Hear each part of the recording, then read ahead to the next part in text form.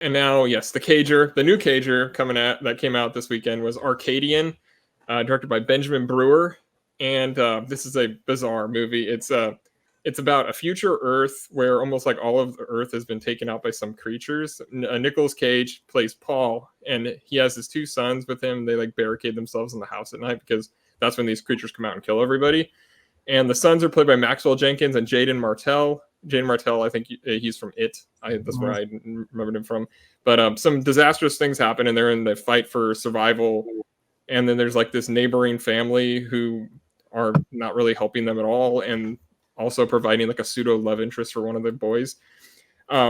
It's an interesting movie. It's written by Mike Milon, who produced like 10 of the Cagers in the last like 15 years. And the director also directed The Trust, which is also a Cager movie with Elijah Wood, a really good one. He's also like the visual effects guy with behind Everything Everywhere All at Once. But yeah, so this is what kind of movie he makes. Like, apparently, it's a weird one for Cage though. It's like neither outrageous enough to be like a true cult film Cager, nor is it like grounded enough to be an indie gem. Its closest relative is probably Color Out of Space. But overall, the movie that is closest to is probably A Quiet Place. There's a lot of A Quiet Place in here. The creature design is kind of kept from you for a lot of the movie. It's which is effective because you don't really know what you're dealing with. But it's super intense, and especially when you first see that like giant finger thing, it's just creepy as hell. And I had no idea what I was even watching. It's effective. It's mostly wasting Cage though, for reasons necessary to the plot. I guess he doesn't really get to do a whole lot of stuff until he shows up with like a giant gun and tries to save the day. The design of the creature is fascinating. It's like a gorilla alien Wolverine scorpion thing, but its face is like an alligator hand clapper. It's super weird. A hand clapper. It is. I mean, the low budget visuals are pretty great, and it is like all of those things combined, you get what this creature is. And I still am not entirely sure how to describe it. It's a solid movie. I was really less like really into it, more like just I was like going like like throughout the movie because I was a little baffled, a little surprised, and like always fascinated by the decisions the movie was doing. I was like, there were two people that walked out, two different like that weren't together. There were two different walkouts in the same movie, and it was only a 90-minute movie, which to me, it almost kind of made me like it more. It was kind of impressed because it's a 90-minute movie. I'm giving it 3 stars. It's like a solid 3 stars. Number 36 on the Cager, between Face Off and Prisoners of the Ghostland. I liked it. I mean, it's definitely. I love that Cage is doing something for like his buddies essentially, because these are like his colleagues that he's worked with now, I guess, for 15 years, and he's just like, yeah, I'll put my name on the movie. I'm not going to be the main character even. I'll just show up and do it. That's awesome though. It's pretty awesome. All right, I watched this too. Here we go. I'm giving it 2 stars. Oh, yeah. You don't like Cage. It's a movie, like kind of like what you said, Todd. That it's not outrageous, but it's also not serious, and the plot doesn't make any sense. It's trying to build this world without really caring about the world it's building. It's like, well, there are moments in it where you're going, wait, why doesn't that make sense? And you feel like the filmmaker's like, oh, what are we going to say about this? Like, I don't care. Cage is in our movie. Like, well, what about this part of the world? Yeah, we don't care. Cage is in the movie. Like, how did all this happen? We don't care. Cage is in the movie. But that's what they do in A Quiet Place too, and that you really like that movie. It's a really similar vibe to that. I think that it does have Quiet Place is probably its closest relative.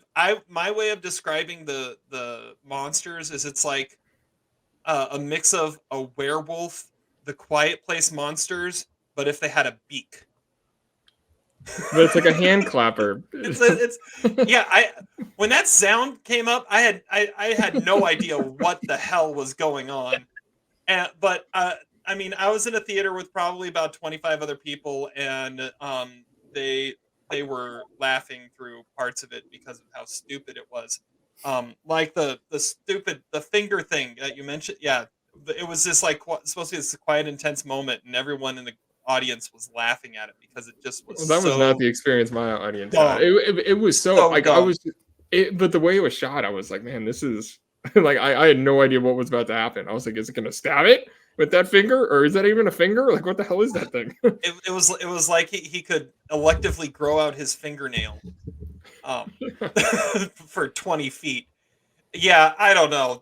It's an odd movie. It's a waste of Cage, uh, and yeah, Lame. It sounds fascinating. It sounds like something I should have watched this week. it's worth a watch. Like it's a fun movie to talk about. I feel like because there's so many things in it. Like I was describing it to my wife yesterday, and I'm just going through. I'm like, you're never gonna watch this because it's not her type of movie. And like, so I'm just like going through the plot, and she goes, "What? What? Why?" Like, they don't care. Cage is in it. It's funny because that's the extent of Arcadian.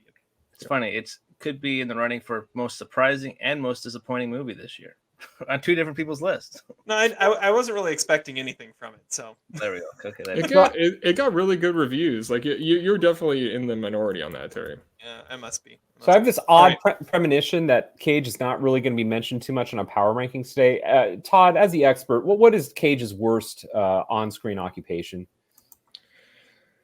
Oh, It's got to be Bringing Out the Dead. I mean, Yeah, one of your that's a good one. influences on this was a that's true. similar role. I mean, also when he was doing the Five Nights at Freddy's thing, like his version of that. Well, I can't remember what the movie is called now. Yeah. I thought his job in Dream Scenario was pretty bad. I mean, being a professor of what evolutionary biology or whatever. Professional dream hunter. It didn't seem like his students were enthused until he became an overnight celebrity. But I don't know. The Weatherman, he was that job sucked. Everyone hated him in The Weatherman. What was his job in Deadfall? I don't even know if he had a job. He was like a hitman. I think he worked for Charlie Sheen, right? Or Yeah, that's probably right. no, yeah, Or some low level hitman. The James Family Coburn, Man. maybe he worked. The Family Man. He had a yeah. Yeah, he was pretty. His job looked pretty cool. Yeah, Not the second job, I guess. not the second job.